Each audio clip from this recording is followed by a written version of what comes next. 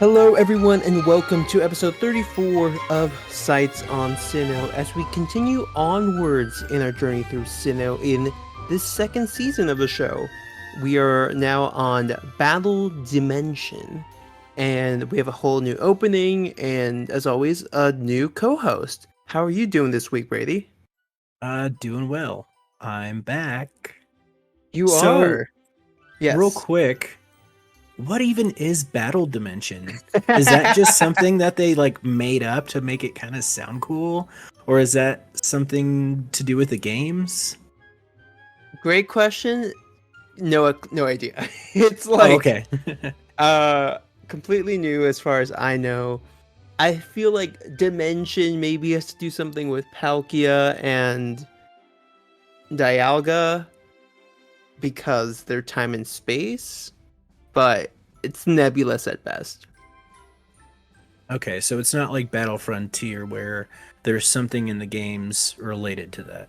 Correct. Though I can totally see that, where it's like, oh, maybe this is another iteration of that in Sinnoh. But unfortunately, it is not. It's just a naming convention they went with.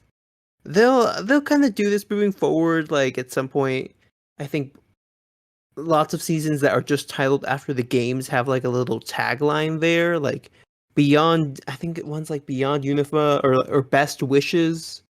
Uh, for the Black and White series.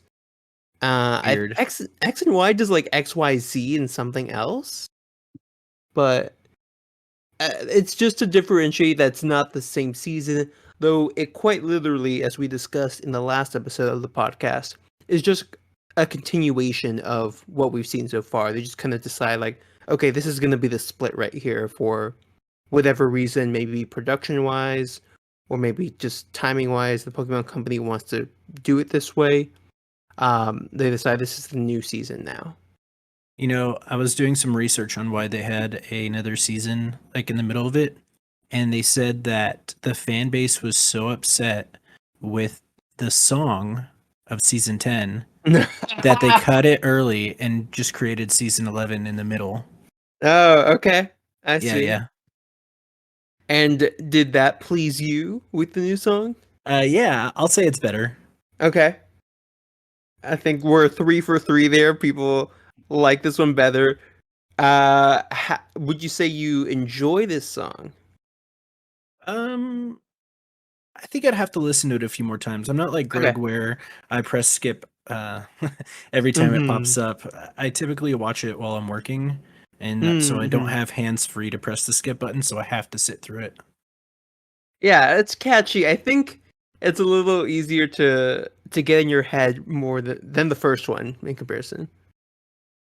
But we'll see that as we continue forward this season. But for this episode, we are covering the second and third episode of Battle Dimension. The first one being episode 2, Once There Were Green Fields. Also, in the greater scheme of things, episode 54. And the blurb for this episode reads Ash and his friends run into Gardenia, the Trina City gym leader, in the middle of her travels through Sinnoh. Gardenia is about to show off Pokemon battling with a friendly match, but Team Rocket interrupts to try and steal Pikachu. Now, right off the bat, did you expect to see Gardenia again after the last time we saw her at the gym? Not this soon. I expected maybe once all the badges were complete, or maybe towards the last badge, you might see some of the first three or so gym leaders. Um, Mm-hmm. but yeah, this happened really quick, and I was surprised by that. But I was happy about it. I like Gardenia. I think she brings Okay. a lot to the show. Yeah, that was my next question is how you felt about it. And I'm mixed. I think I like it, as we'll probably talk more as we go on, but I, I don't think they really discussed this in the gym battle that she's gonna go explore Sinnoh after that for some reason. So I wish they might have dropped a few more details about that or an explanation because it seems a little random that she's left the gym basically for however long she's gonna be traveling for. So when a gym leader leaves the gym and people go to challenge it, Is there like a backup or an alternative? And if so, do people look at you like your badge wasn't as worthy as mine? Like mine holds more value because I beat the real gym leader. Oh. So that is interesting because I read a piece of trivia for the first episode of the Heart Home City Tag Battle, because that's when they get to the gym and the gym leader's not there for Heart Home. The trivia there says that according to a previous season, that gym leader would technically be penalized by the Pokemon League Committee for leaving the gym unattended. And this is totally just for the anime, of course. But then they said like this could be different in the Sinnoh region since we don't know what the rules are here. But for Heart Home, there was no backup gym leader. It was just like come back later. Like sorry, too bad. Interesting. Yeah, and the implication is that there are more than 8 gyms available in this world, so they aren't required, and it's not like a immediate like halt to anyone trying to get to the Pokemon League by having the gym leader not be there. Oh, so there's like maybe 20 or so, and then the 8 that they choose just so happen to be the 8 that we get in the games. Is that kind of how it works? Yeah, exactly. Okay. Right. They kind of just expand it because it would make a lot less sense if there was really only 8 in the whole region for the show, because the gym leaders would literally never stop battling since there's so many people trying to enter the league. But this episode doesn't have a cold open. Yes, I was trying to think about it. Yeah, that was that made me happy. I like that. Because I believe we just opened with Chimchar. Yes, with the previous episode, there was a cold open, and now in this one they immediately drop it. So I'm actually trying to remember if that's a pattern going forward. But what we get instead here is a bunch of kids running into what looks like a schoolyard or community center, where they are rushing to greet Gardenia, who's there to talk to them about Pokemon. And this is I think an organized event because as they run in, there's a subtle shot of a poster on the board which shows Gardenia and a bunch of her Pokemon that we've seen up to this point. So it seems like she was gonna have this like public appearance basically, and that's what they're all here for. And at the same time, our heroes Dawn, Brock, and Ash stumble upon here where the narrator just literally explains what we're seeing, which I thought was not the greatest use of that. I didn't really pick up on that, so it didn't bother me. I guess if I were to rewatch, it probably would bother me if it's like just literally what we're looking at. Yeah, exactly. And this then leads into the opening. So that's the second time we've gotten that. And let me see. Oh, then here our heroes start talking with Gardenia, and she's like, "Oh, hey, I'm excited to see you." And they actually ask her like what she's doing out here, and she kind of gives that explanation, like she's going around to promote Pokemon battling, which like seems a little more in the realm of possibility for getting permission as a gym leader to go like on your own trip because you're like doing something that's advocating for your profession and the art of battling, some would say. Then during this, we have Team Rocket in the nearby bushes, just like weirdly deciding this is the moment we're gonna jump in and try to steal Pikachu as this gym leader who's beaten us like twice before is just standing there. So they just Yeah. rush out and just do their motto. Yeah, but then Gardenia gets like super excited. Yes, as James brings out the Cacnea again, which she fawned over last time as well when they met in Eternal Forest. And during this, it just turns into the same awkward situation of Gardenia just completely infatuated with Cacnea, calling it cute and cuddly. Dawn's saying Gardenia's never met a grass type she has never fallen in love with. And she asks again to borrow it. James refuses. And the children there are like, hey, Gardenia, you promised that you were going to show us a battle, okay? So Gardenia's like, yeah, I'll do a tag battle with this blue-haired guy. James basically gets peer pressured into doing this as the kids are like, they were bullying him. Yes, straight up bullying him. I can't remember any of the quotes, but when I was watching it, I was like, dang, how old are these kids? They're probably like Ash is 10, right? That's the idea. These kids are like half his size, so they're probably like 5. Yeah. Maybe like 5 or 6. Around that age. Like they're alone. Just bullying this grown man. They even call him old man. Let me see. Oh yeah, they're just like, scared old man. And then there was like, yeah, he sounds scared to me. And James is like, I'm not scared and I'm not old.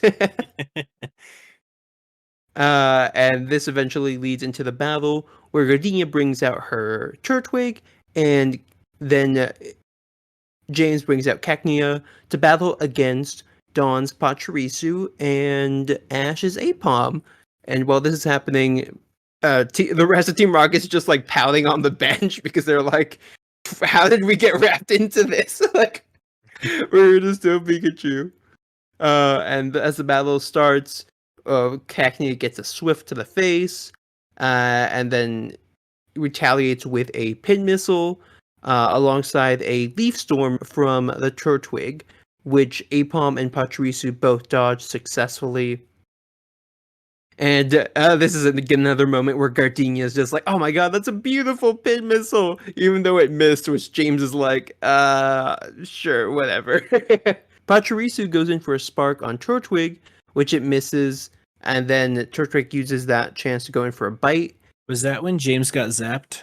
I can't remember the sequence of it all, but I know James got zapped during this fight. So I don't think he does actually. I think that might be later on. Oh, really? Yeah. Oh, great. Cut that out.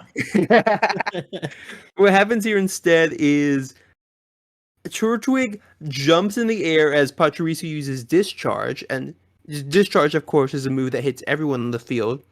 So there's a sequence here where Turtwig is just in the air, like, shadow. Okay, do you want to describe it? I don't even know how. It's like a ninja show or like Dragon Ball Z, where like it jumps in the air to, like with a proper trajectory, and then it just kind of like shadow steps to the side. Like, how are you even doing that?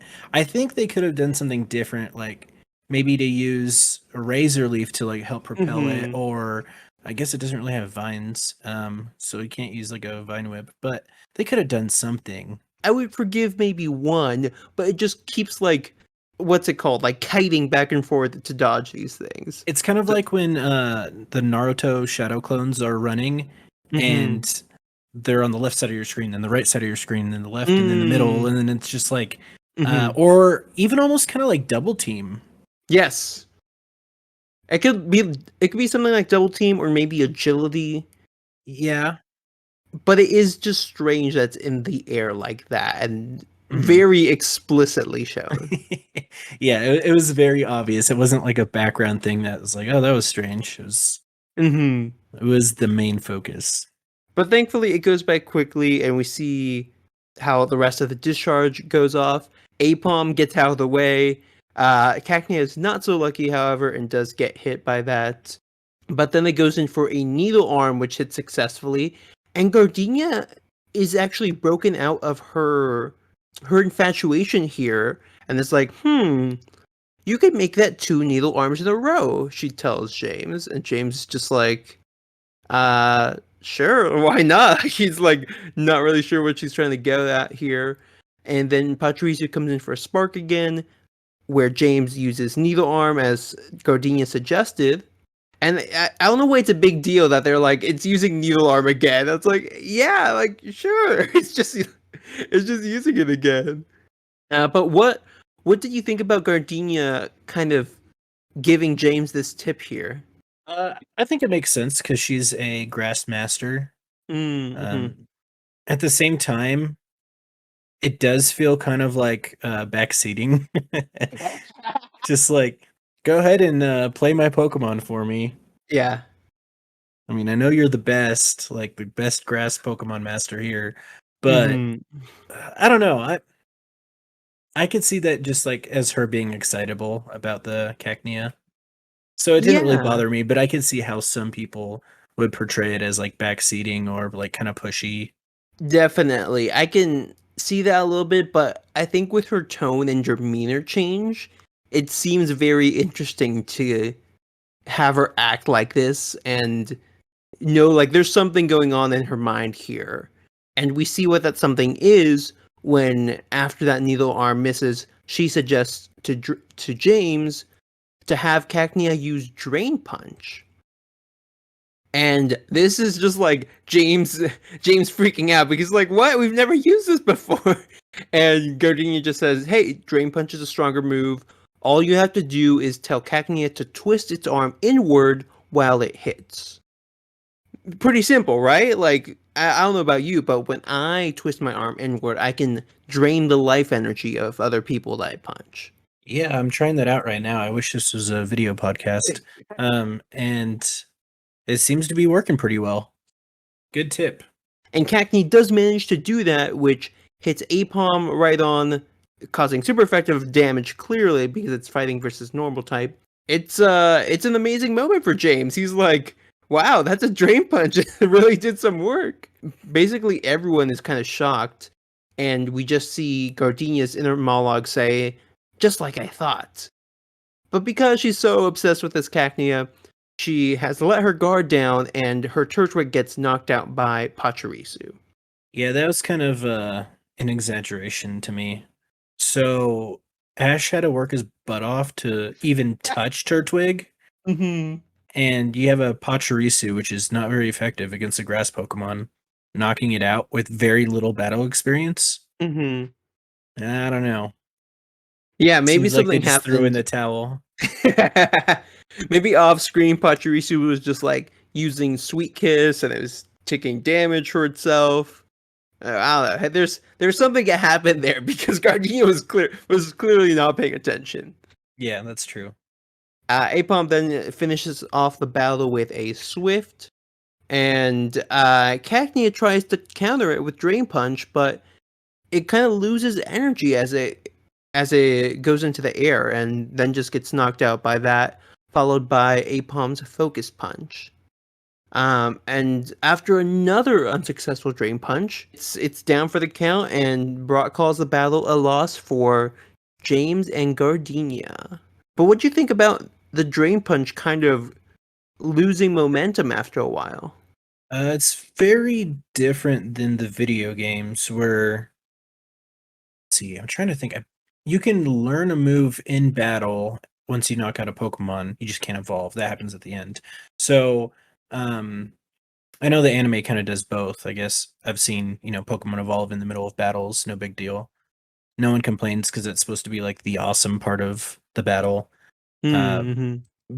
but I guess like the same could be said for the moves. And it's just weird to me to think that telling a Cacnea just to do like a different movement with its arm would allow it to use a new move. And so like no TMs involved, no just learning it naturally over levels. Um I don't know. So that was kind of strange for me, but I guess it's just like a plot point. Right, and they do kind of address this, like Cacnea, as translated through Meowth, says that it was an accident, it worked at all, but Gardenia says, no, there's something special about this Cacnea, that's why it even worked. So it's a little nebulous here in terms of like what allowed this to happen and like manifest basically in the middle of this battle. But what they do agree on is that Cacnea needs more training to make that a consistent move to work. And in terms of like a similar move that comes to mind that we've seen in the anime for like for Pokemon learning and like kind of developing it as a muscle over time is Pikachu's Iron Tail. Oh yeah, So I think on a previous episode you told me about how Pikachu learned Iron Tail and how like it can't really use it in succession, but then like over the last season it kind of started using it more back to back. correct, yes. And Ash learned about this move from someone like a Pokemon coordinator in Hoenn who had a Sentret, I believe, that used it, a Sentret or like a Meryl. And the way that they trained was by having the tail kind of pick up weight. So it was like just using its tail to work out, basically, getting those tail gains. And that's kind of cute. Yeah, and over time, they were able to see that Pikachu just needed time to store energy in it, and that's why in the gym battle he figured out that they just can't use it back to back. And then over time, they kind of just got over that limitation, so implying maybe Pikachu just got better at it. But it seems like that could be similar to what's going on here with Cacnea, where it just needs to either get stronger or able to focus more. Gardenia throws in something about the trainer and the Pokemon being in sync as well.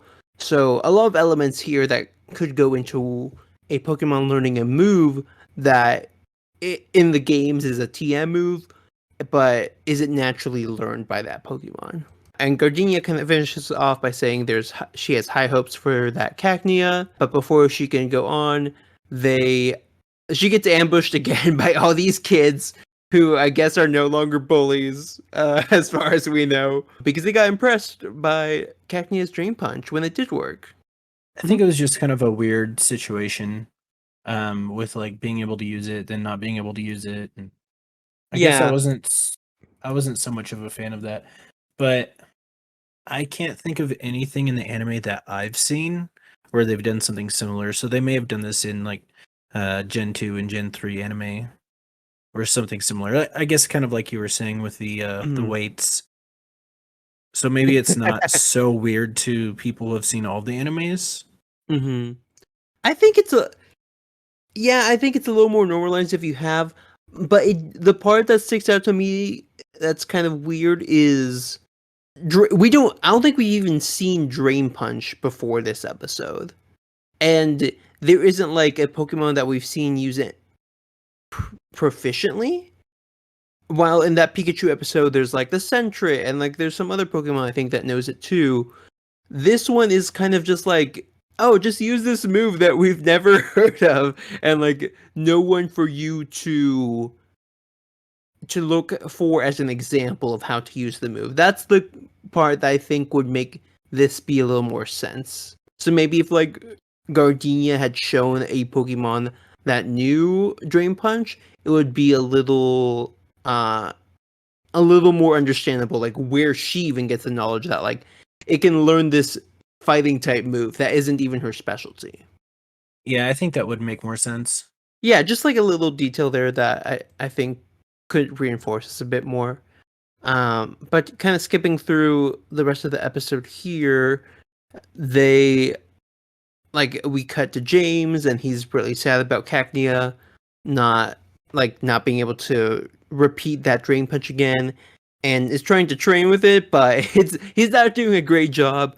Team Rocket classically isn't great at training their Pokemon as they tend to lose very often. But Ash and his friends come along, and Ash is motivated to help because he wants to help everyone, of course. Dawn does point out that it's probably a bad idea to help Team Rocket because it puts them at a disadvantage. Yeah. Gosh. It's like Mm-hmm. it's like you're at war with somebody or some country, but Mm. then you're giving them aircraft and you're giving them weapons and all this stuff and you're teaching them how to use it and say, Mm. "All right, well now that you know, then you Have can go back to fun. fighting me." Yeah. Like maybe Ash Yes. just likes a challenge and so he's like, I'm not scared of my I guess they're not even rivals, but you know, I'm Mhm. not scared of these criminals that follow me around. Yeah. Um, even if they are well trained, you know, I could take them on. Mm-hmm. Maybe they're just that much of a joke. He has very much Goku syndrome here. Of That's like, true. yeah. And James gets a bit of a Goku moment as during this training, Cacnea dodges Pikachu's Thunderbolt, but James is standing directly behind it, Mm, so he gets zapped, and you just see his hair completely stand up straight. got it. That's when it happens. Okay. Yes, exactly. And James, and then they go in for a Needle Arm again to counter Pikachu's Iron Tail, which we were just talking about. And everyone's there, like saying, "Oh wow, that Needle Arm's really getting stronger, even with just this a little amount of training." And this leads to another attempt with Drain Punch, but it does not go well, and Cacnea trips over a rock, so it just looks like a rough time. And we see Carnivine come out from James and Chimchar from Pikachu to kind of help Cacnea learn the boxing part of this. And then we cut to sunset, basically. So they've tried the whole day to train, and James is just feeling really down and unmotivated at this point. What do you think about this kind of section of training? Like, kind of montage, kind of just like fast forwarding through it? I like it as long as like they don't skip pivotal moments.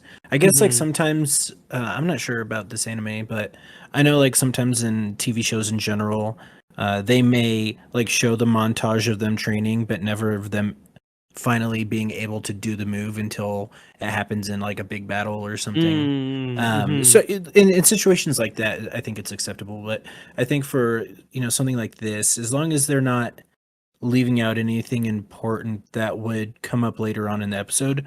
I like little montages like that. I think it's a better way.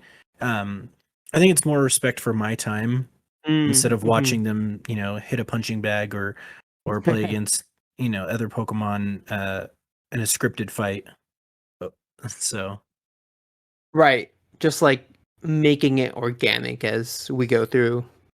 yeah, but at the same time, like making it like showing that there is effort and Mm-hmm. time and disappointment and a lot of things wrapped up into what is Pokemon training.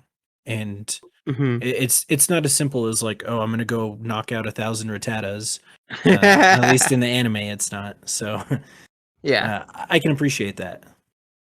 Right. They don't gloss over it, and but they acknowledge it to the point where it's not like, okay, we get it. Like they trained and they kept training. And to mix things up a bit, Gardenia shows up here and asks to watch as we jump back into a battle with Apom and Cacnea. Apom again going in with Focus Punch, and Cacnea trying to still activate Drain Punch with the power of Needle Arm again. And as it looks like he's about to get it, it peters out and instead just falls face first into a rock, which Apom dodges.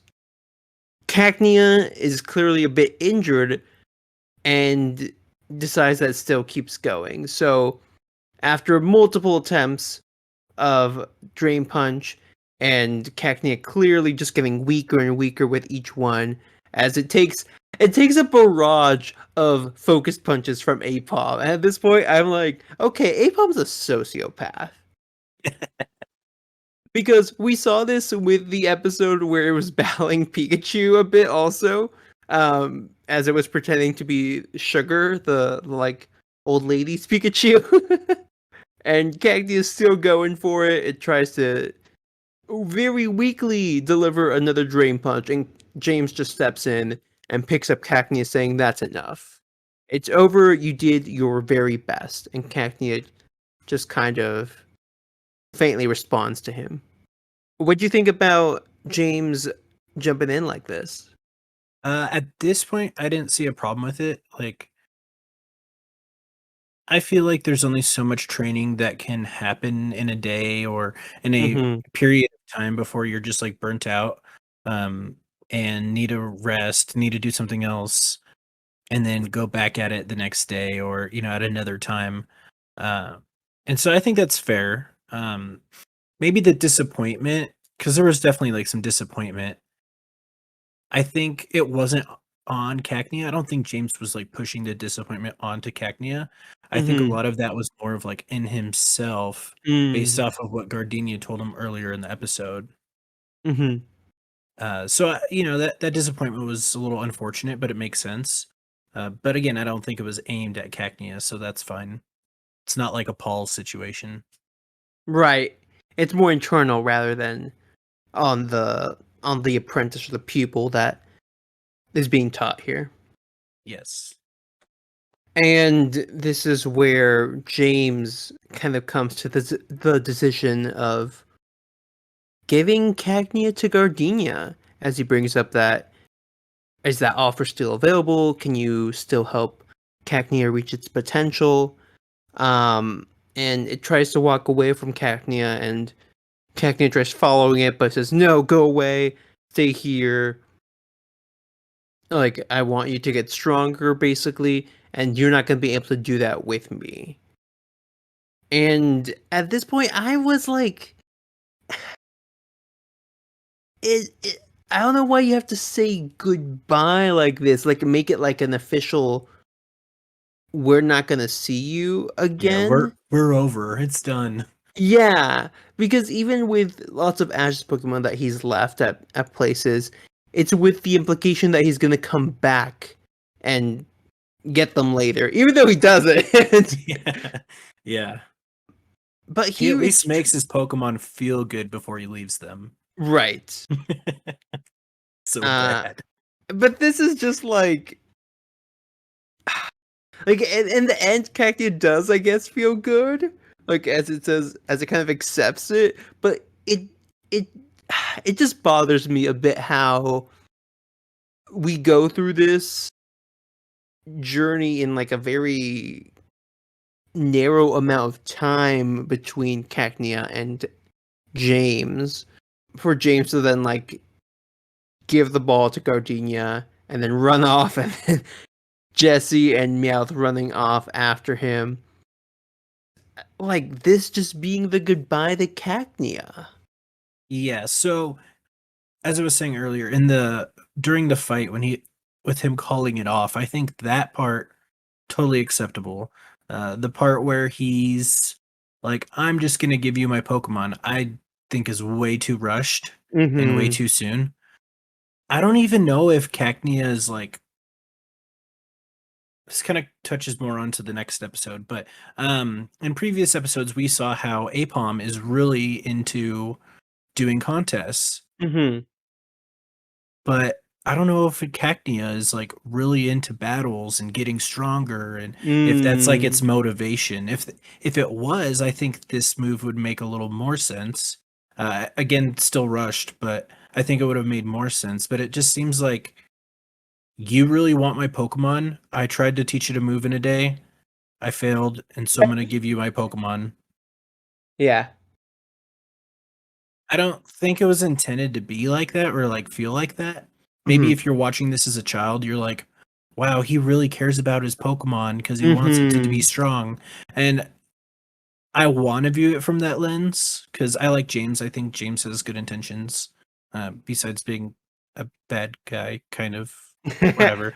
Mm-hmm. I think he's a good character. I think he actually cares about his Pokemon.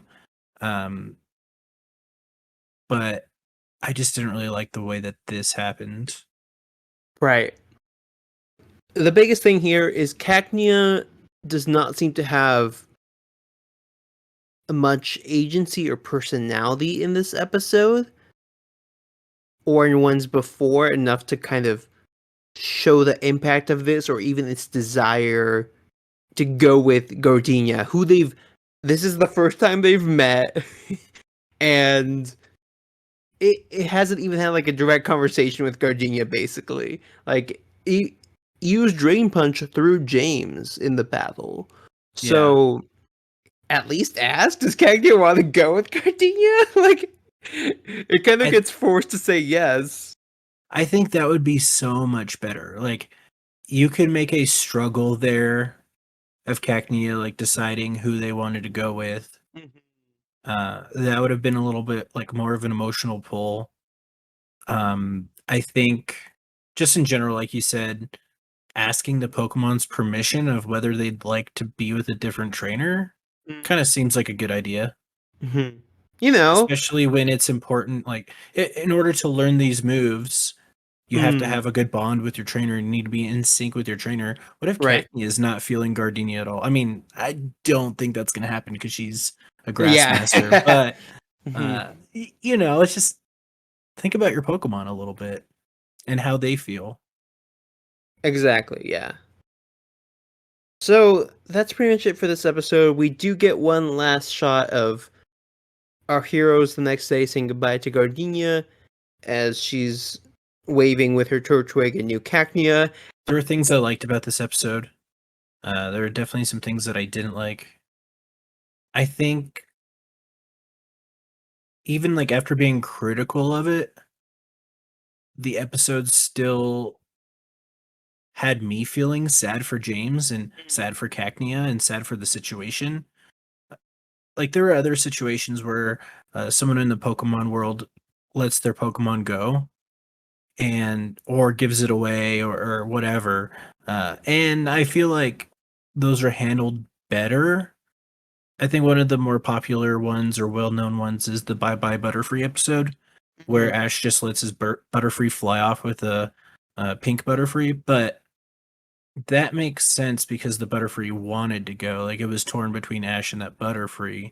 But in this one, it's just kind of like, I just learned that you can use this new move. I couldn't teach you this new move. Mhm. Now I'm not going to let you be with me anymore. So I don't know. It's Right. tough. Like there's a lot of critique on how it was written. I think they could have wrote it in a way that made James like more caring about Cacnea's opinion, because I definitely think he cares about Cacnea, and that's a part of Mhm. like what really makes me sad about the whole thing.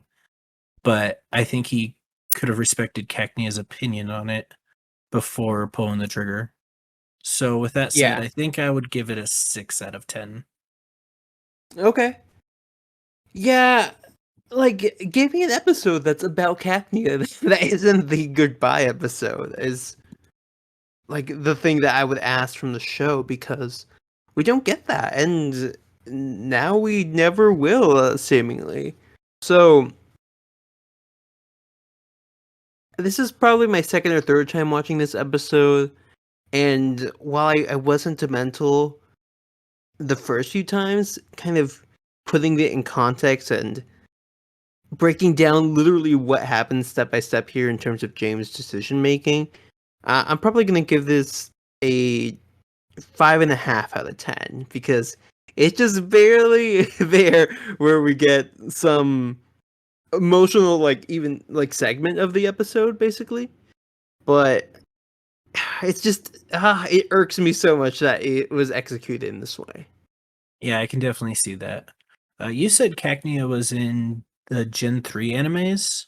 Yes, that's where it was caught, and we get a bit of a flashback here where they're in the forest and the Cacnea just happens upon Team Rocket, and I think it helps them with something. So James offers it some snacks and runs away as they go deal with the situation because I think that's actually the episode where James and Jesse release their Arbok and Coughing actually. Oh, they released them? Yes, because there's a poacher who's trying to gather all these coughing and Ekans and sell them, but they don't want it to do that. So, and the Arbok and coughing are also really passionate about rescuing the species that they're a part of. So, while they kind of fight off and distract the hunter, they tell Arbok and coughing to run away with all these Pokemon so they can't get captured. And that leaves Team Rocket with zero Pokemon until this Cacnea that we meet earlier in the episode comes back and tries to return the snacks to James because he wants to share it with him because it's super cute. And then James says, "Hey, why don't you join us?" And that's the only Pokemon they have until Viper joins the team in Helen.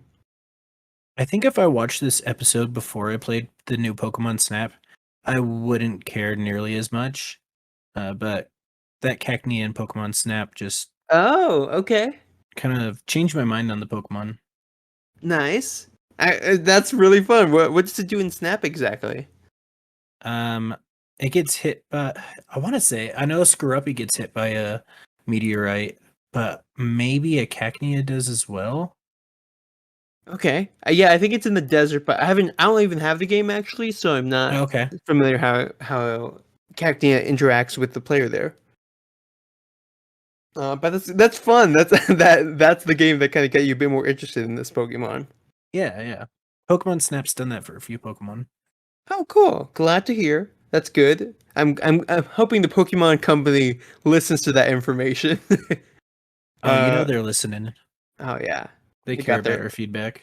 Of course. They're ready to switch it up on us with the next Pokemon Snap game and the new update that just came out. But speaking of switching it up, the next episode is called Throwing the Track Switch. And the blurb reads, when Dawn and her friends run into Zoe on their way to Salacion Town, the two coordinators can't resist having a practice battle. At the same time, Ash has Chimchar and Apom battle each other to train for his upcoming gym battle. Now, this episode has no cold open, but it has a bit of like a like pre-opening um scene where we see Team Rocket just kind of chilling at the top of this hill near a Pokemon Center as James is sulking since he is still sad about leaving Cacnea behind and is just there looking really depressed alongside his Carnivine and Mime Jr. Meanwhile, Meowth and Jessie are eating their pineapple from a can that they have, and are kind of trying to figure out a way to cheer him up, which I think is a better use of that time than the cold opens that we've gotten so far. I agree. And I actually like that the next episode brought up like the emotional pain that James was feeling from the previous one. Because I Mhm. feel like in other situations, you give the Pokemon away, and then the very next episode, it's like, oh, they're completely out of our mind. This Pokemon never was with us. So at least like by the characters, that's the way that I kind of pick up that they act after that episode is on. So it was good to see that James still had those feelings. Mhm. But also, do you think that they chose to kick Cacnea out this way just to be able to highlight Carnivine more? You know, I was thinking that because they are very similar. Like we we even see them kind of have the same role of immediately like grabbing onto to James once they come out of their Pokeballs. But Mhm. like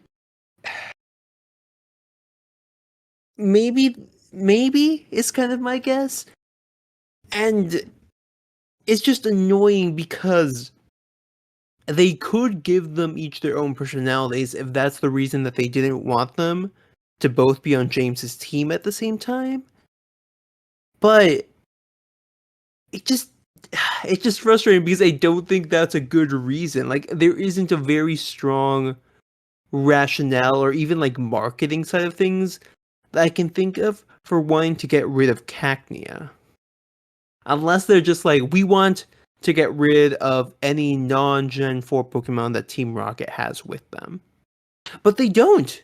Viper sticks around the whole time. Spoilers. um, yeah, So, that is strange. mhm. I guess I only really thought that because the first episode that they found Carnivine in, or I guess James reacquainted with Carnivine. Mhm. I can't remember if it was that episode or the one right after that. They went to go battle Ash and the gang, and he sent out Cacnea instead of the Carnivine. And I'm like, wait, you just got this Carnivine back and you're not even going to use it? So maybe Right. they just wanted to be able to use it more in battle. They've used it more Mhm. since then, but that's the only thing I could think of. Anyway, Yeah. where were we?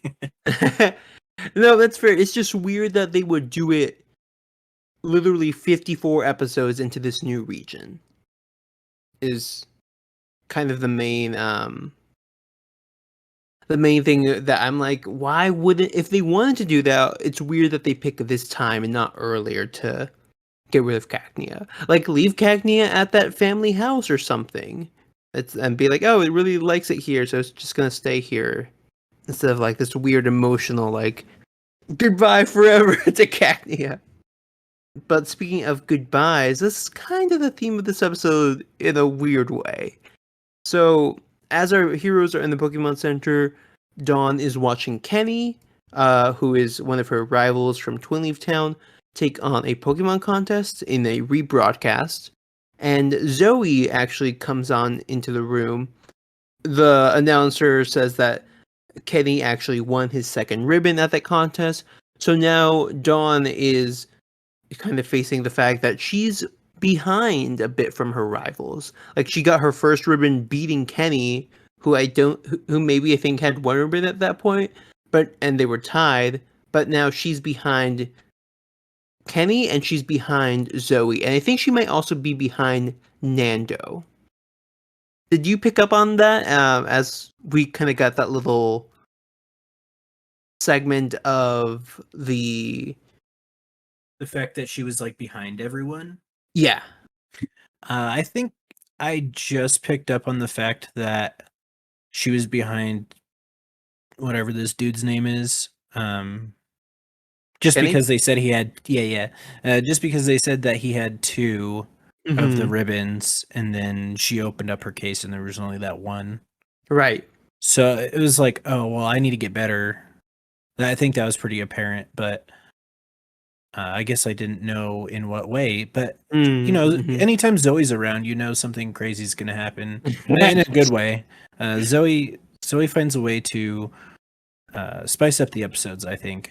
Yes. In a great way, because they're not doing anything in this Pokemon Center until she shows up. Like, Ash Watching is TV. Maybe you should be out Mhm. there training. Exactly. Instead, apparently Pikachu and Ash ate too much, so their stomachs are bloated, and they're like getting a tummy rub from Baneri and Happini. And that's where Dawn sees that the next contest is in Solaceon Town, which she I guess this is where she decides apparently that's where they're going.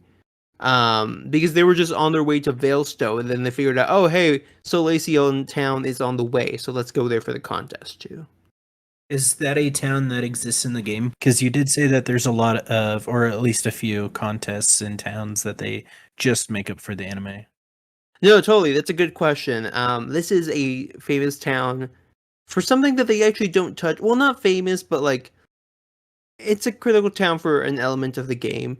But we'll get to that, and it'll be interesting to see, since in the anime I don't think they really cover it at all. Oh, But good. And I'll be surprised. ooh, okay, there you go. Uh, there's some like B plot, I think, with like Ash and Pikachu like having some kind of stomach ache thing, and Brock making like a wasabi solution or something. But we're just gonna go over that because I don't even remember that part. And then we kind of get into the blurb, which was Dawn decides to train with Zoe, and Ash decides to train with Chimchar and Apom because Chimchar is, of course, his newest Pokemon. And Dawn brings out Weasel with the capsule to kind of show off its debut and practice for the contest, which she wants to enter Weasel in. And then Ash, who's right next to her and on like his own little battlefield, brings out Chimchar and Apom, with Apom doing a very dazzling entrance, which even catches Zoe's attention.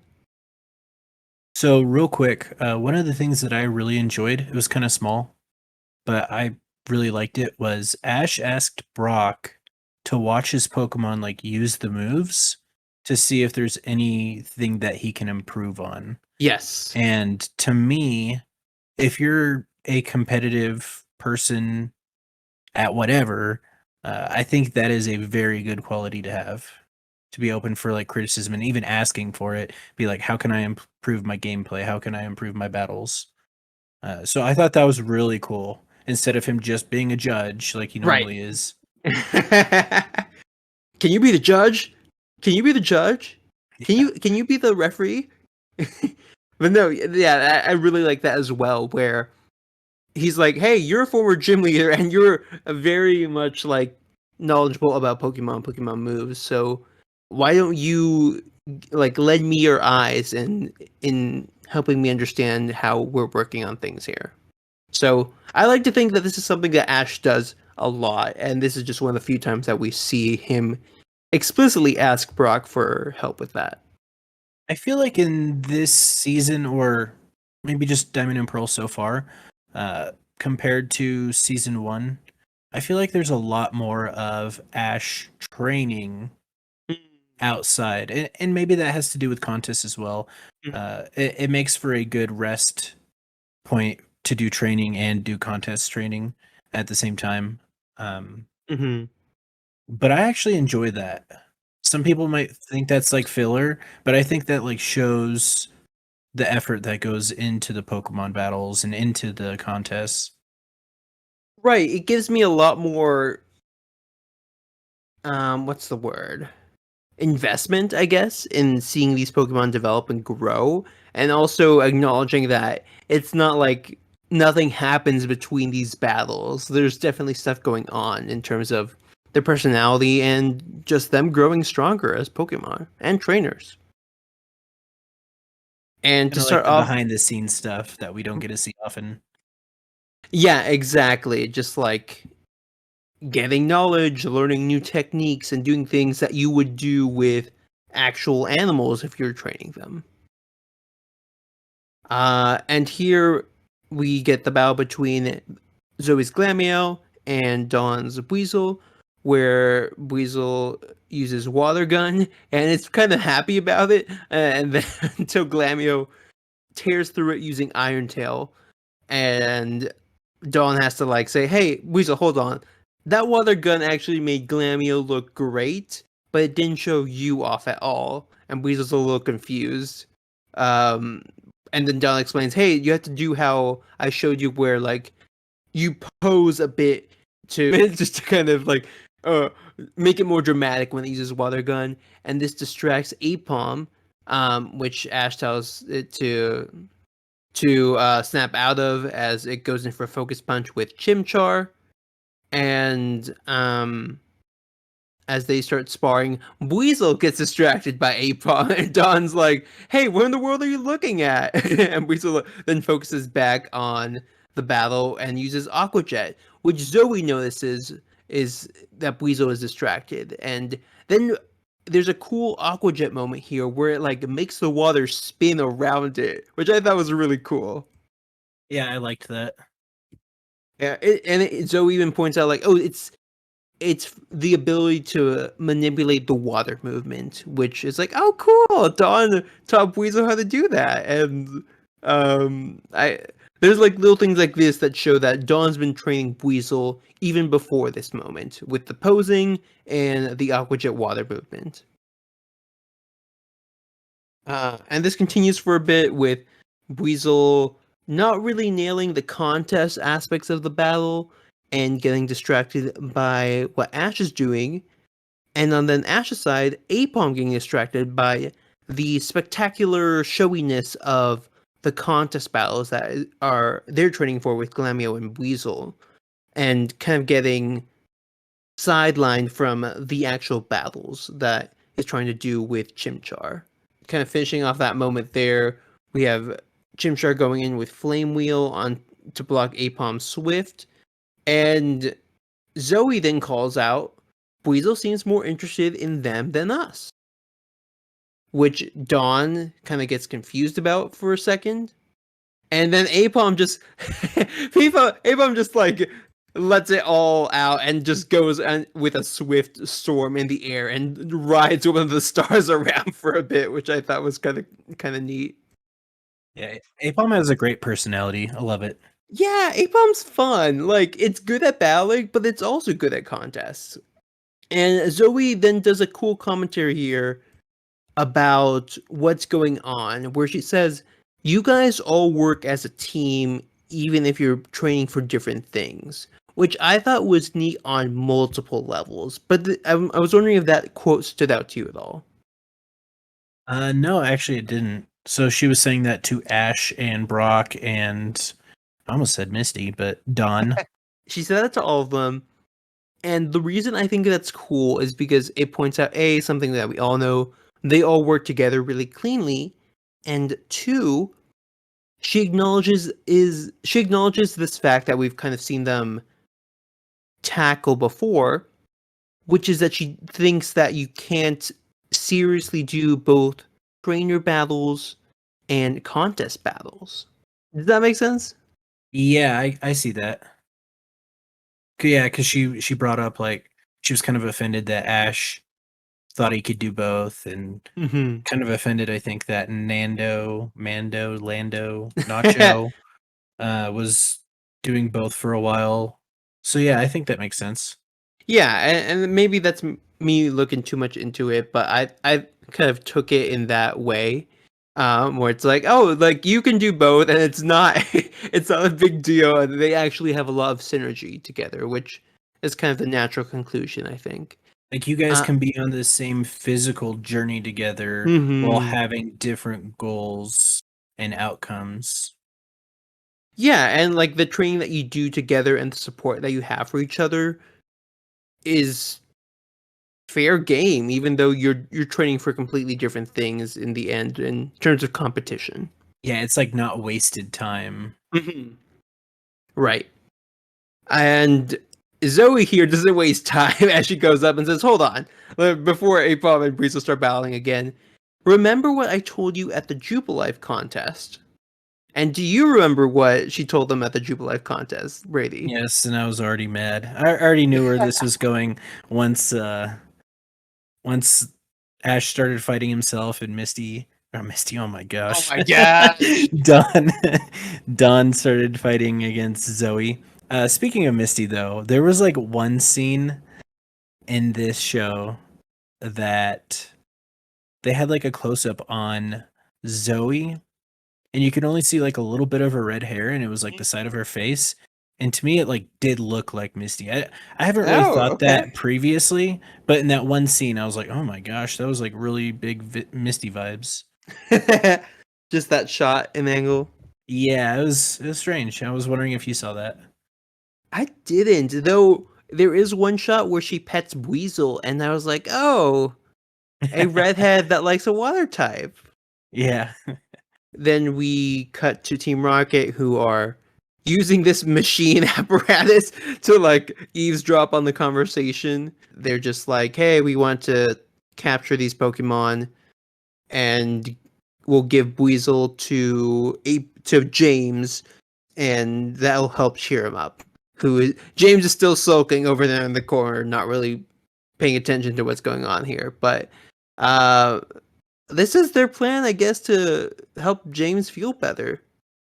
Yeah, we'll just steal you a new Pokemon. It'll be fine. And as they go back in the Pokemon Center, we go to this area that has the Pokemon Trade Machine, which Nurse Joy is kind of monitoring as she helps these two trainers use it. And we've seen this machine before, actually. Is that with the Eradicate on the SSN? Yes, Okay, cool. precisely. That's what I thought.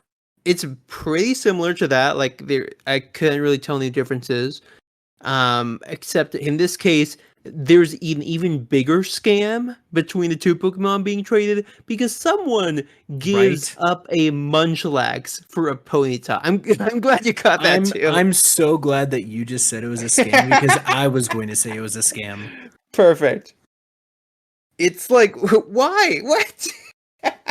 Well, to be fair, Mhm. from what I've heard, there's not many fire Pokemon in Yes. in Sinnoh. So I was gonna say that's so the only that's justification. But you do know how weird Munchlax is in Sinnoh? I think you said it was like in the trees, honey trees. Yes, there is 4 trees that are unique to your trainer ID, basically, that have the chance of spawning Munchlax, and overall, it's a 1% chance of spawning. Yeah, that sucks. So, I mean, like, maybe then they're both really rare because it's a fire type and it's Munchlax, but come on, like, who doesn't want Munchlax over Ponyta? Yeah, that's an absolute scam. But the trade goes successfully, and they tell you, like, they tell each other thanks for the Munchlax, thanks for the Ponyta, and they're like, all right, bye. Yeah. See ya. Nurse Joy then asks our heroes, like, all right, the machine's ready if you guys want to use it.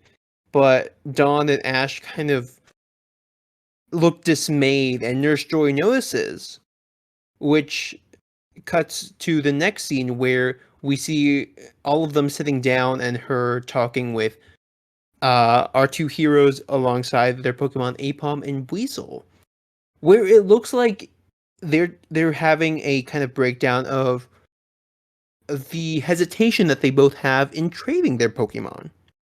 Uh, I really like this because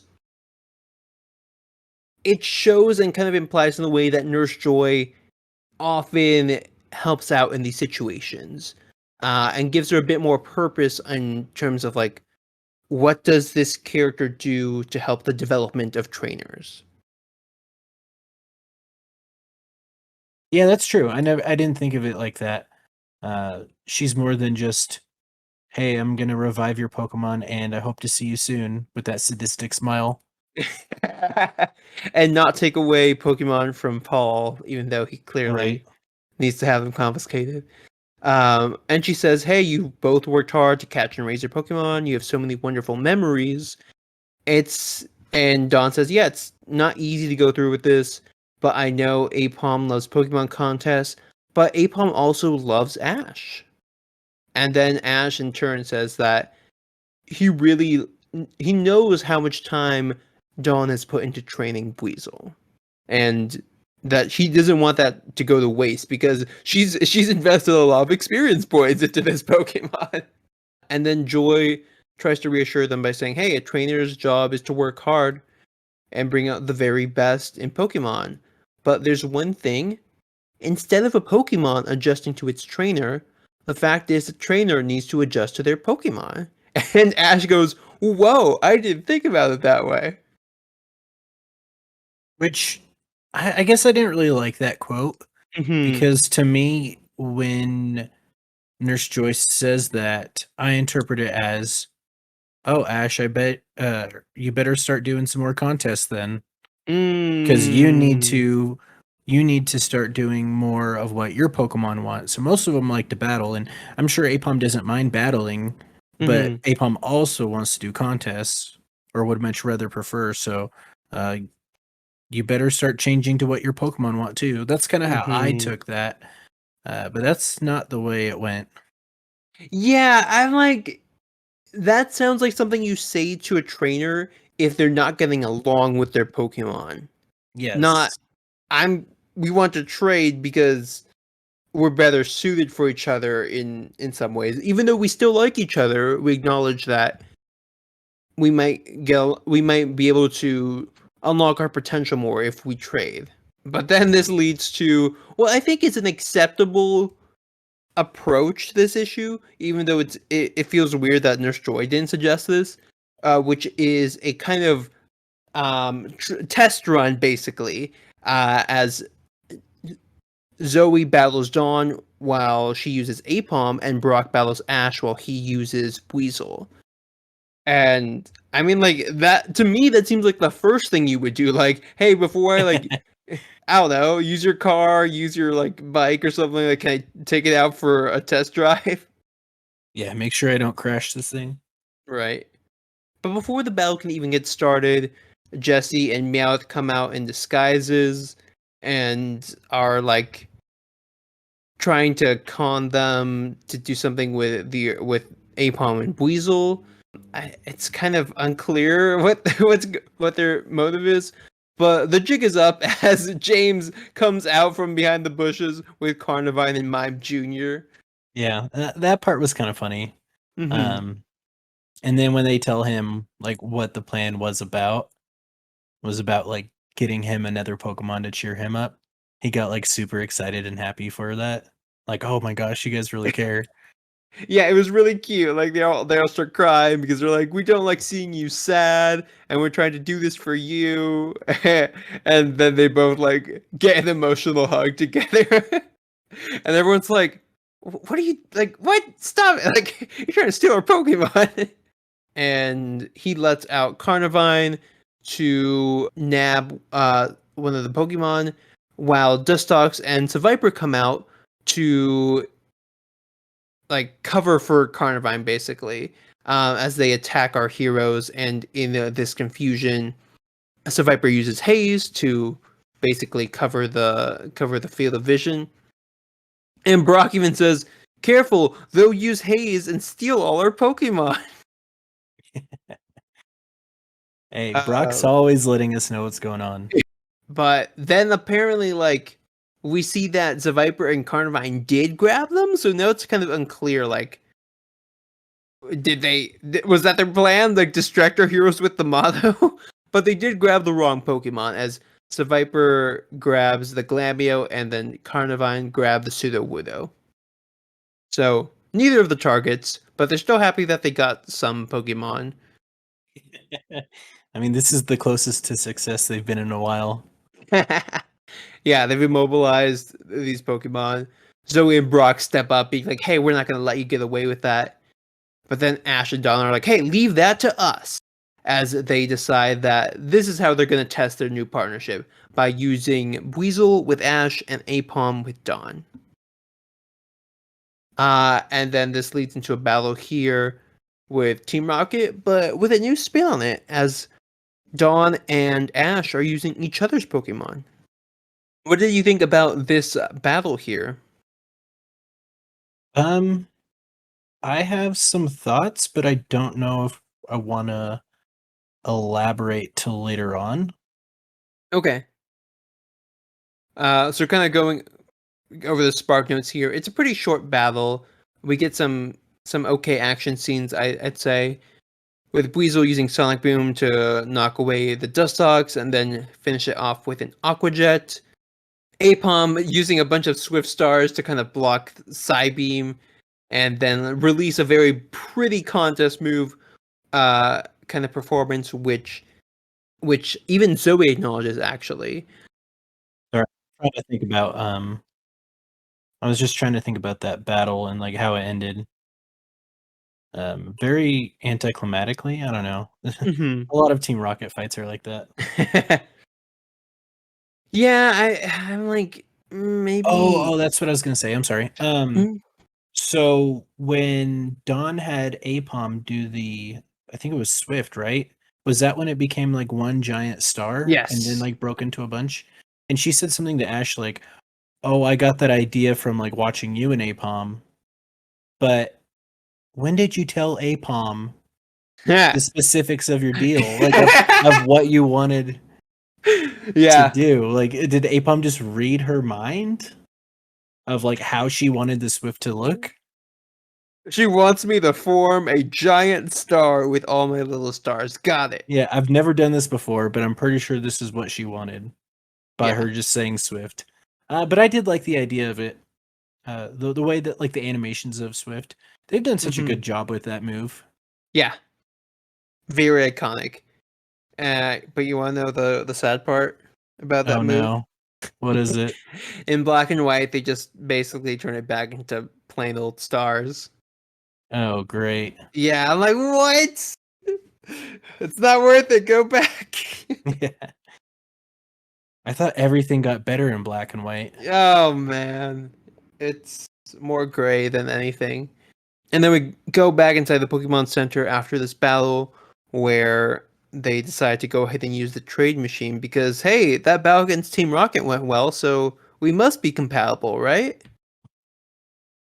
And I mean, speaking to your point, if Apump was able to understand that Dawn wanted a giant star without ever discussing it, I guess that means they have some synergy. Touche. I didn't think of it. I didn't go that far in my thought process. Just confused about how it came up, but I guess that makes sense. Yeah. Apparently, this was meant to be. It was very subtle storytelling that you picked up on. But as we are here in the center, they both put their Pokeballs on each side, and then at the same time, Ash and Dawn pull down the lever, which I thought was pretty nice. Like with the other trade that we saw earlier, it was just one of the trainers, but like this seems a little more symbolic. Hey, that guy asked, okay. He said, "Do you mind if I pull the lever?" And the other guy's like, "Sure." So He could have said, "Hey, let's pull it together." it's not like he just ran up there and he's like, "Oh, I'm gonna pull the lever." That means I get both But of them. you know the guy who was getting the munchlax was like super excited to pull the lever though. He's like, "Oh yeah, let's make this trade and I'm gonna get out of here." I don't know which one did it, but I think it's hilarious. Everyone was like, "I need to get the Munchlax before he changes his mind." Yeah, Uh, absolutely. and as they both get their Pokemon on the other side, Dawn's like, "Can't wait to use Apom in the next contest," and Ash is now hyped to use Weasel for his next gym battle. And the story closes off with a Weasel and Pikachu kind of like pretend fighting, and then Apom climbing onto Dawn's head, much in the way that Apom did with Ash, which I thought was cute. I think it's cute, but it bothered me. I don't Oh, know. I don't. Do you have anything else to say before I rant a little bit? well, with the trade machines, I'm always like torn if that's good or not that they try to show it that way, because it emulates how kind of what happens in the game where you connect with another system and you see the silhouettes of the Pokemon kind of switch with each other during a trade. But like in a practical sense, you could really just give someone else the ball and give it to you. But that doesn't change the trainer. Well, I guess no, because your trainer ID wouldn't change. But Huh. you know what? Maybe it's for like PC purposes. So like Oh yeah. if you want to do that, Like if it, registers the Pokemon to your Pokedex. ooh, Like yeah, that specific one. you know, that wasn't what I had in mind specifically, but it does answer my other point. Because in the manga, we see situations where trainers do trade using their Pokédexes. Oh, cool. Yeah, so like much in the way how Paul scans the Pokemon, trainers will like scan the balls with each other and then switch, and that officially makes a trade. So that also is for the purpose, I guess, of putting that Pokemon in your Pokédex, much like how the games would. So, interesting idea there. So But I yeah, guess I'm just frustrated with the episode because like you build these relationships with these creatures that are hmm portrayed to have emotion and everything. Um and to me, a trainer and a Pokemon relationship is more special than just like a trainer and like a human and a Pokemon friend. hmm It's deeper, like it's a deeper connection. it's a partnership. Um, and it's like a symbiotic relationship, right? Is that hmm what it's called? So Well, yeah, because they like feed off of each sure. other. They I, need each other. but not to live. Oh yes. Okay, Um, hot take from Brady here. so there's substance behind that relationship versus like, oh, this is just any old apom. Mm, This is my apom, or this is this is the apom that I've caught and I've trained and I've grown with and has grown with me, and then all of a sudden I'm just gonna give that apom to a friend. I mean, it's cool that it's going to a friend and it's gonna stay mhm, around you, but does that just automatically change the dynamics? Like you said, apom jumping on her head. Um, mm. are there going to be any like group settings in a campground where apom is playing with Ash again? because he has that bigger bond with Ash. You know, is Weasel going to be hanging out with Dawn when they're just chilling? Um, I would assume not because the trade went through. It seems strange to kind of like go back to your old relationships. Um, Mm. like in your downtime, you know? It's like breaking up with someone but still living with them, or like. Yes, that's hard. But I guess what's frustrating for me is we know that Jesse was in, I want to say in the first contest, she used Cacnea? Who did she use? In the first contest, She used one of James' Pokemon. I think Carnivine. It was Carnivine. Okay. So she used one of James' Pokemon, and I asked you about that, like if that was going to be like if that's Mhm. allowed, and apparently it is. So why couldn't Apom just have stayed Ash's Pokemon, but then just done the contest things with Dawn without doing the trade? And same with the battling. Like, why can't you just borrow my Pokemon for this battle? Like, you know, this Pokemon likes to battle. When it comes to training time, Mhm. then I'm gonna train the Buizel, and then my Apom can go with you for the contests.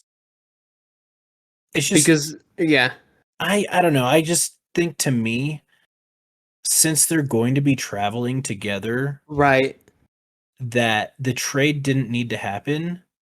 You can keep those old relationships like intact the way that they are, and you can add the new one on top of it by, oh hey, it's time for you to play with Auntie Dawn and practice some cute moves, or you get to go hang out with Dawn and do a contest. Yeah.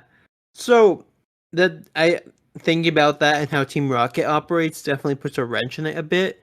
But I think the difference here is that Team Rocket isn't split between gym battles and contests in the way that our heroes are, where like most of the time they're just trying to find Pikachu. And it doesn't really matter what they're training for, or even if they are training. But in this case, each of them are clearly dedicated to their own pursuits. So I think in their heads, it makes more sense to just have these Pokemon like fully be in that mindset, because it's probably even more confusing if you have a Pokemon having to switch between trainers and between disciplines, basically. Maybe, I don't know, but I just think of Apom sneaking onto the boat to go to Sinnoh because he wanted to be with Ash.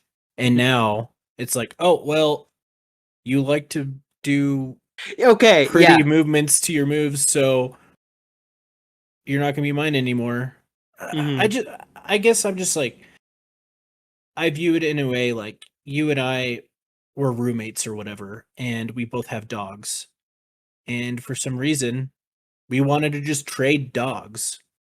Hmm. Even though I've had my dog for 7 years and you just had yours for like 5 months. Like, that's what? No, you don't do Hey, your that. dog likes me If you wanna more. go play fetch, Sorry. if you love playing fetch and my dog loves playing fetch, but I hate playing fetch, you could just borrow it for fetch. Hey, It's hey, fine. does your dog want to play fetch professionally, though? Competitively. Yeah.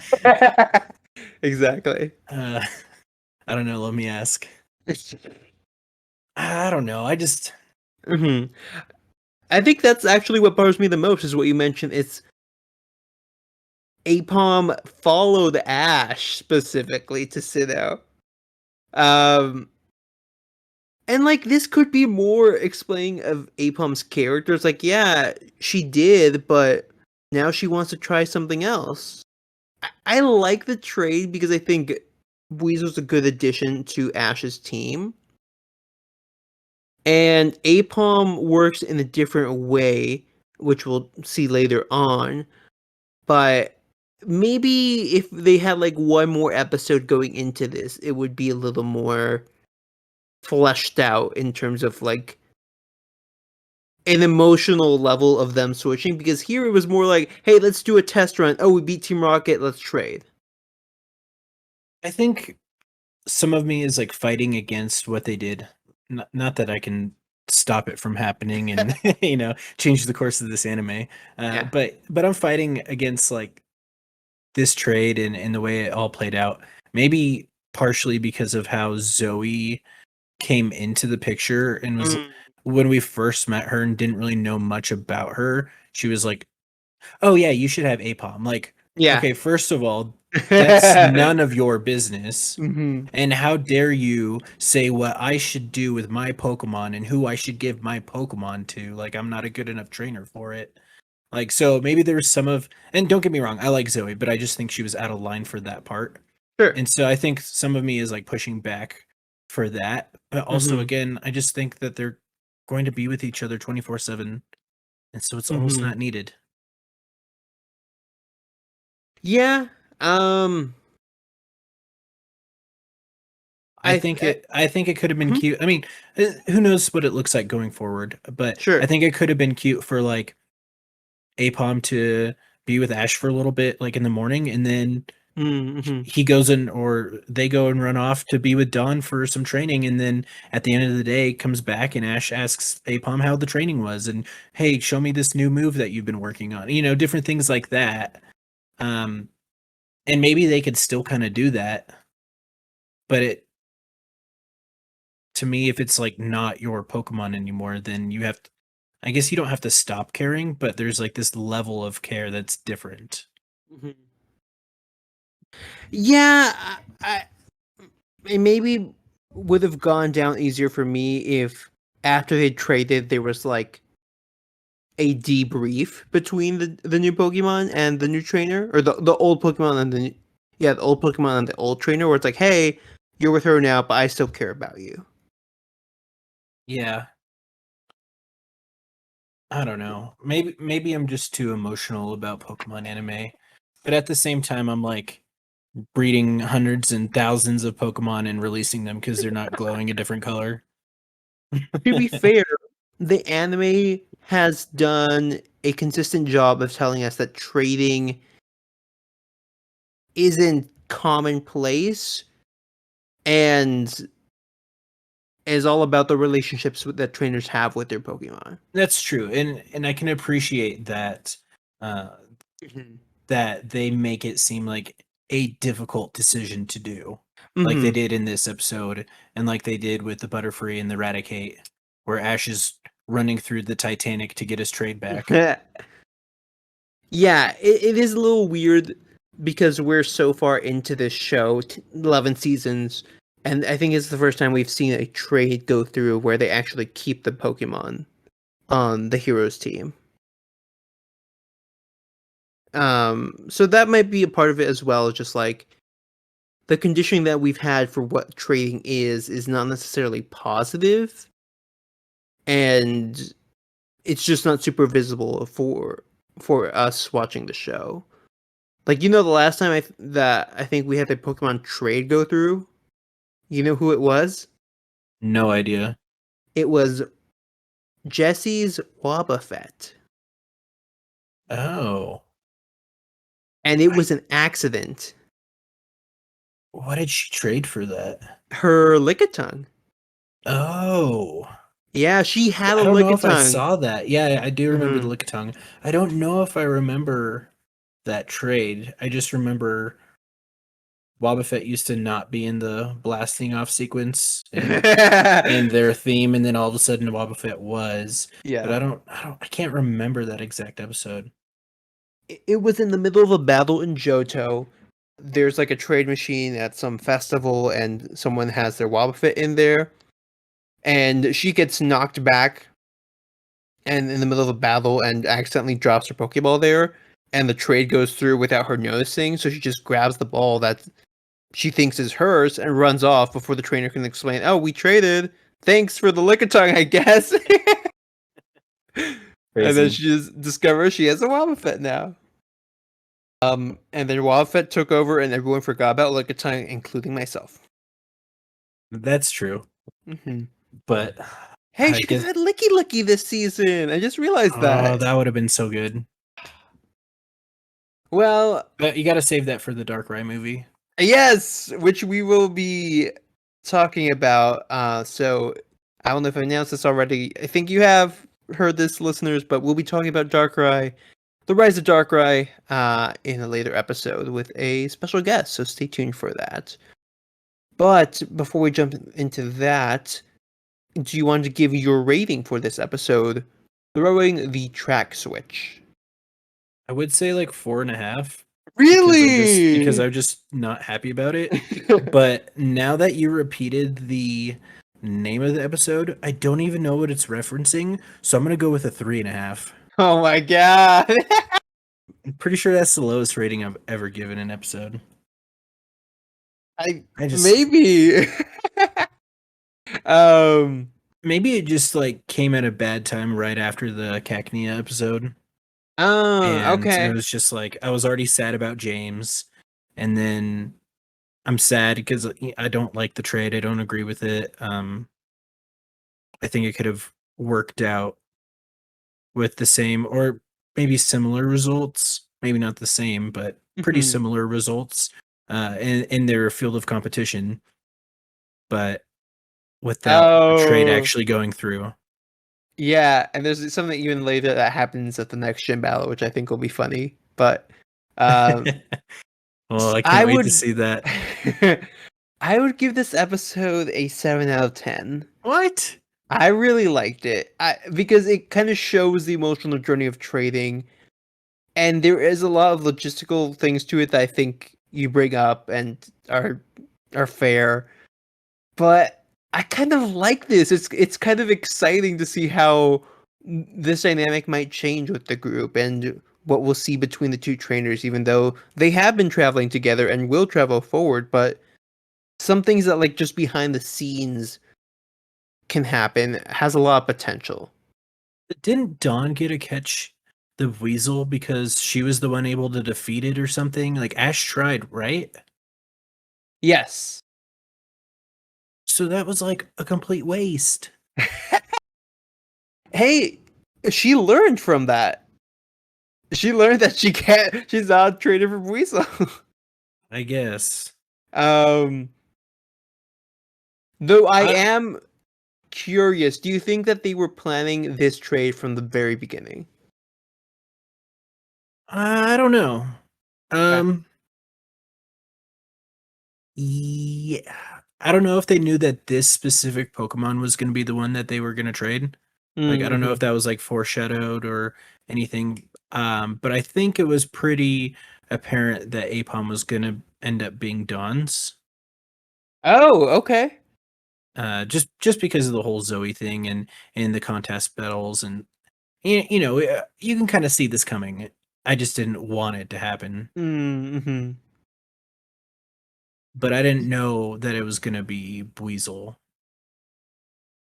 Well, do you? Well, question of the day. What or question of the week? What do you think she could have traded Ash for if it wasn't Weasel? Mamoswine. Stop! Spoilers. I mean, you can cut that out if you really want. But I mean that is a powerhouse Pokemon if I've ever seen one. Okay. But isn't Weasel her powerhouse at this stage? Uh, Currently, but Mm-hmm. I mean, have you ever used Buizel in a playthrough? Yeah, he's great. Really? Is it strong? Uh-huh. It's a strong attacker and speedy. Maybe I'll have to look at its stats because just to me, it's just like Mm-hmm. another water rat. I'm like a Really? freaking water Okay. ratata. So the anime's made it better. But before Mm. this, like when it came out in Pogo and stuff, I was like, whatever. It So wasn't anything interesting. when it evolves, it has 105 attack and 115 speed. Oh, okay. Hmm. Yeah. That's quick. At, yes, it's a fast water weasel for sure. And it gets swift swim. Oh, Yeah. So watch Weasel out for that. competitive in in the remakes or what? Yeah. Gonna get some, or we'll get a Floatzel meta going on there. Um, but yeah, I really like this episode. It has a lot of quirks to it that I think are kind of weird in that context, but I am very curious because of your distaste for it, how that will develop as we watch these Pokemon move forward with their Yeah, new trainers. and that's the exciting thing about this Mm-hmm. is just because my opinion right now is I really don't like it and don't agree with it doesn't mean that that's how I'm going to feel the entire way through the anime.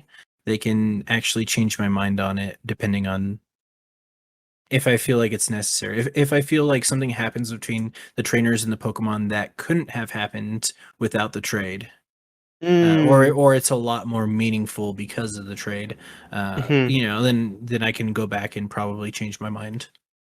Yeah, But and no, that's totally fair because I love getting that aspect. I love getting that perspective of like, hey, this is my first time seeing it, and then you have no idea where it's gonna go, and that's your gut reaction. It's like, I don't like it. That I want them to just stay like this because there's a lot of reasons that they can just keep doing what they're doing without trading. yes. But that pretty much wraps up our episode here of Sights on Sinnoh, as we covered episode 2 and 3 of Battle Dimension. And Brady, thank you so much for joining us today. Hey, thanks for having me. I have one more quick thing to Oh, say. yeah. You can either copy paste this into the end of the episode 2 discussion that we had, or you can just leave this here, whatever works best for you. But I find it really ironic that Team Rocket got Team Rocketed. Let me explain. Okay. They've tried in the past multiple times to be like, "Hey, let me train your Pokemon. Give me your Pokemon, and we'll make them stronger for uh, you." And then all of a sudden, this grass lady comes out of nowhere and is like, "Hey, I can make your Pokemon stronger." And James is like, "Oh yeah, here you go. Just take my yeah. Pokemon." Like, dude, you're supposed to be the one taking Pokemon. This is a trick that you guys have run on other Oh my people, gosh. and you just got. That's funny. Ah, James. I Hey, like that just James. shows, yeah, it shows James is not all bad, and he does what he thinks is best for his Pokemon. But that's really funny that it played out that way for them. What if it's like Gardenia's really the bad guy here, and it's been like her plan all along to just like to steal the good grass Pokemon that she doesn't have? Well, do you remember what she was doing in the Eterna Forest? Uh, that was with the Combees and all that. Yeah, she saw Cacnea and she was offering Blossom Yeah, and that's all these other Pokemon, and she was like, that's true. mhm. She was like, I'll even trade you two for Cacnea, and the She only one that, was. mhm. Oh my gosh, she was offering things that were like way better than a Cacnea, Yeah, and then he just gives it away for free. mhm. Yeah, James really got. Oh man, yeah, I didn't think about it that way. That's funny. Totally got stolen from, and he doesn't even realize it. Um, So, let me see what the trades were because I thought that was interesting. Uh, yeah, she tries to like offer. Well, never mind, I can't find it. But do you remember the Pokemon that does get James's attention? was it Vile or not Vileplume? It was Victory Bell, right? Yes, Victory Bell. Yeah, It's like, yeah, oh, yeah. Just tons of grass Pokemon on stock, but apparently yeah. not a Cacnea or one that looks this strong. It's a very rare Pokemon in the Sinnoh region, apparently. To But be if fair, people, Needle Arm is learned at level 45. oh, okay, interesting. I thought it was lower. That's some interesting piece of trivia there, and it's only 60 power, right? Yes. Wow. Okay. Cacnea has it rough. Jeez. Yeah, not a great Pokemon, but that's all right. Mm-hmm. It has Drain Punch. I'll be fine. if people want to find you on the internet, where can they do so? You can find me on Twitter at Simbacoil. Cool. And as always, I'm at Will Be Teasing on Twitch and Twitter. And you can find our socials linked below. So that is pretty much it for us. Feel free to let us know your thoughts in the comments below of this very long episode, but very emotionally intense episode for both Team Rocket and our heroes. So I think it's worth it. And me. Oh, whoa! I mean, that's where I thought you were going with it. Like emotionally intense for the viewer. Hopefully, I think. What do you feel about these two episodes being back to back? Because that was something that came across my mind. That's what I think made it worse. Was like I just was already in a bad place mentally from James. Like I was feeling James' pain, and then it was all of a sudden like, oh hey, now we also want to make this trade that you specifically, like me as the viewer, doesn't want to happen. Yeah. Fair. So yeah, it was just kind of like sadness piled on sadness. I remember seeing the like descriptions for these episodes and thinking, oh wow, these are like two heartbreakers back to back. Yeah, and they did their job. And you can listen to the podcast every week that it drops here on YouTube. And we will see you next time on Sights on Sinnoh. So until then, see you in Sinnoh. Bye. Bye.